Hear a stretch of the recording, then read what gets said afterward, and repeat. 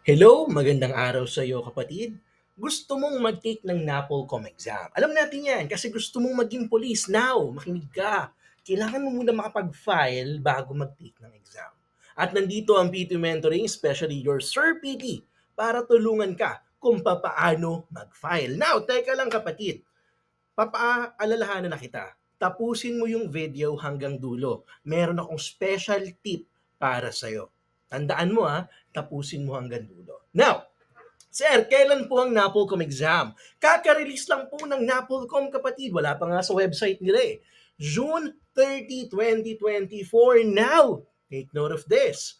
Ang exam ng Penology at FIRE, pati na rin ang NAPOLCOM ay magkahiwalay. Meaning, pwede kang mag-take ng NAPOLCOM, pwede kang mag-take ng Penology o kaya ng FIRE. Hindi po pwedeng sabay ang Penology and FIRE na iti-take. Sir, bakit?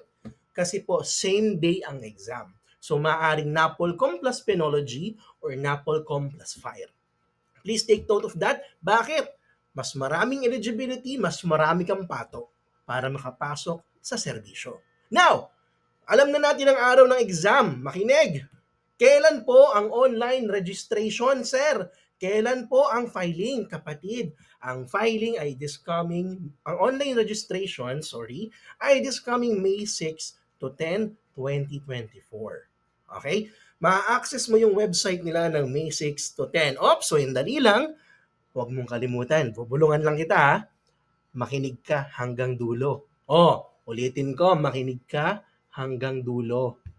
Now, sir, kailan po magpapasa ng requirements yung aking certificate of graduation, TOR, or diploma, pati na rin yung birth certificate ko at iba pa. Now, kapatid, lilinawin ko lang. Sir, bakit may online registration? Sir, bakit may processing period? Sir, ganito kasi yan kapatid. Yung online registration ay technically parang scheduling system lang nila para masabi kung anong araw ka pupunta para magpasa ng requirements. Again, yung online registration ay para makakuha ka ng schedule para makapagpasa ng requirements. So technically, makinig. Yung online registration, pwede ka mag-online hanggang May 6 to 10 at pwede ka naman magpasa ng requirements from May 7 to June 5. Okay? Ulitin ko. Yung May 6 to 10 para mag-schedule, yung May 7 to June 5 para magpasa ng requirements. So, dito sa pagpasa ng requirements, mamili ka ng araw kung ano yung the best day, kung anong day off mo, kung anong araw ka makakapag-sick leave ka no, kung saan anong araw ka pwedeng magpasa ng requirements. Huwag kang pipili lang araw basta-basta. Dapat yung araw na libre ka para makapagpasa ka ng requirements. Okay? Now, sir, paano ngayon mag-online registration? Sagutin natin ang tanong mo kapatid. Ito po. Pupunta ka sa website, pumunta ka kay Google Chrome. Sa Google Chrome, i-type mo napolcom-noss.org. Tanggalin mo na yung mga dati. May Noris, may kung ano-ano. Wala na po lahat yon. Wala na. Ito na po yung bago. napolcom-nos.org. Kalimutan mo na yung Noris, kalimutan mo na lahat ng iba pa. Ito na yung bago. Now, kapag pinindot mo na yan, ito ang sasalubong sa'yo. Mapa-laptop man ang gamit mo, mapa-cellphone yan. Kapatid, ang pipiliin mo for civilian kasi hindi ka pa pulis. Okay? Mahaba pa yung paliwanag para dun sa isa. Pero, tandaan mo na lang, most commonly o most probably, ikaw ay civilian. Ikaw ay hindi pa pulis. Bakit? Sir, may mga pulis bang nagtitake pa ng NAPOLCOM eligibility? Secret, basta yung mga alam yung dilaw, alam na nila sa dilaw sila. Pero kayong majority na manonood ng video na ito, na hindi nyo alam ang pipindutin nyo, automatically blue ka, civilian ka. Okay? Kasi hindi ka pa police. Okay? Now, again, ulitin ko lang. Ba't inuulit mo, sir? Siyempre, repetition increases retention para naaalala mo yung sinasabi ko. Again, kapatid, yung blue ang pipiliin mo, wag yung dilaw. Okay? Yung blue. At yung mga mamimili ng dilaw, alam nila sa sarili nila na dilaw sila. Ikaw blue ka. Okay? Kasi civilian ka, hindi ka pa police. Next. Nung pinili mo yung dilaw, ito ang lalabas. Mag-fill up ka na. Tandaan mo, i-double check mo bawat isa. Kapatid, huwag kang pindot ng pindot. i-double check mo bawat isa, first name kung first name, last name kung last name, middle name kung middle name. Take note, hindi lang middle initial hindi lang middle initial, middle name. I-double check mo ng mabuti. Now, nakapag-fill up ka na. So for example, ito yung detalye ko, na-fill upan ko na. Ngayon, double check mo ulit. Baka magkamali ka. Ayoko magkamali ka. Now, nakapag-fill up ka na double check mo na. Ngayon, mag-upload ka na ng ID. Harap at likod. Valid ID po ha. Yung mga valid government ID, kagaya ng PhilHealth, driver's license, yung TIN ID, at iba pa. Mga valid ID. Take note, government issued. Okay? Tapos, i-click mo yung I agree to the terms and condition. Now, teka lang. Bago ka mag-send o upload ng ID, bibigyan kita ng tip. Pumunta ka sa Messenger. Ngayon, ang gamitin mong pang-picture ng ID, yung camera ng Messenger. So, punta ka sa, kunyari, sa sarili mo. Di ba sa Messenger, pwede ka mag-message sa sarili mo. Yun yung gamitin mong pang-picture. Click mo yung camera doon, picturean mo ng malinaw, harap likod, and then kapag naka-upload na doon sa sarili mo, i-download mo, i-click mo tapos download. Okay? Sa mga hindi techie, iparinig nyo tong video sa techie, alam na nila sasabihin nila, gagawin nila. Again, papaano? Pag nagpunta ka ng Messenger, doon sa may chat box, di ba? Pipinutin mo yung chat box, sa kaliwa banda may camera icon. Click mo yung camera icon, doon mo picturean. Sir, bakit? Ganito kasi yan. Kapag ang iyong camera ay mataas ang megapixel, mataas ang storage ng memory. Mataas ang MB ng picture, yung size. So, Sinapolcom website, medyo maselan. Kapag mataas yung size ng picture, mag-error yan. Makinig kang mabuti para di ka na magkamali. So, ang gawin mo, i-message mo yung sarili mo, i-picture mo yung ID mo gamit yung Messenger, and then i-save mo, yun ang i-upload mo rito. Para automatic na nakakompress na, automatic maliit na yung size ng image. 'Di ba? Yan ang tawag diyan, mga tips and hacks para hindi ka mahirapan. Now, kapag nag-click ka ng submit, ganito ang lalabas. Kapatid, pag lumabas yan, putang ina, screenshot mo na agad. Bakit? Marami mula nung December ang hindi nakapag-screenshot. Yan na po yung iyong schedule, yung appointment ID mo, sobrang importante yan. So, i-screenshot mo na agad. Huwag mawawala yan, kapatid. Kasi sobrang importante yan, okay? Now, kapag na-screenshot mo na yan, tandaan mo, screenshot mo buong page, huwag mong pakakawalan. Pag nawala yan, naku po, delikado ka. Now, ganito ang gagawin mo.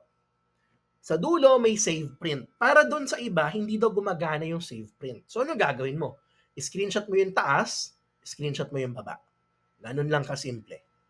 Now, makikita mo dyan kung ano ang mga kailangan mong dalhin na requirements para sa exam. So, number 1, dadalhin mo ito. Ito yung notice na tinutukoy. Yung screenshot, ayan po yan. Yan yung number 1. Now, ano yung number 2? Magpapapicture ka, passport size, tapos yung name tag nandun. Pwede pong computerize yon. Tapos, first name, middle name, last name. Okay? Hindi po kailangan ng pirma kagaya sa civil service, penology, and fire. Hindi po kailangan. Now, nung pangatlo, take note, valid government ID, wag mong kakalimutan. Tapos yung pambayad mo, kapatid, 400 pesos. Tapos, wag mo na rin kalimutan yung mga dokumentong kailangan mo, kagaya na lang ang alin, ng TOR, Certificate of Graduation, or yung diploma mo pa. Tapos yung birth certificate mo, photocopy and original din. Tandaan, dapat authenticated yung yung mga requirements mo. So, gagawa ako ng sunod na listahan, i-upload ko sa page para sa mga kinakailangan for your, pag magpupunta ka at magpapasa ng requirements. So, kapatid, yan lang yun. For online registration, yan yung step-by-step guide para sure na swakto ang pagkuha mo ng slot. Wala ka magiging problema. Pagkatapos niyan, nakuha mo na yung notice mo, syempre, pupunta ka na sa kanila sa pinili mong processing date. Ulitin ko lang, yung processing date kung anong araw ka pupunta. Okay? Now, meron akong tanong. Gusto mo nga maging top-notcher kagaya ni Sir PT, ang inyong lingkod? Meron tayong review program. Ang tawag natin dito ay Napolcom Premium Review, also known as Napolcom Top Notchers Review. Lahat po ng kailangan yung mapag-aralan, titirahin natin. mula sa mga lectures, meron tayong exams, tapos ira-rationalize ko sa inyo paano nakuha yung tamang sagot, tapos ipapapukpok ko sa ulo nyo yung mga fundamental topics at lahat ng kailangan. Now, may trabaho ka, wala din problema. Kung hindi ka man makapasok ng live, recorded lahat ng lectures, mababalikan mo. Okay? Now, kapatid, ano yung coverage ng ating review? Lahat po. Lahat, literal kapatid, lahat yan may technique tayo na patunayan garantisado. Meron tayong 500 plus passers sa buong Pilipinas. Tayo po, i-claim ko, ang may pinakamaraming passers kasi nag-check na kami ng ibang review center. Wala po tayong kapantay. Makikita niyo po sa wall namin ang pictures ng daang-daang passers namin.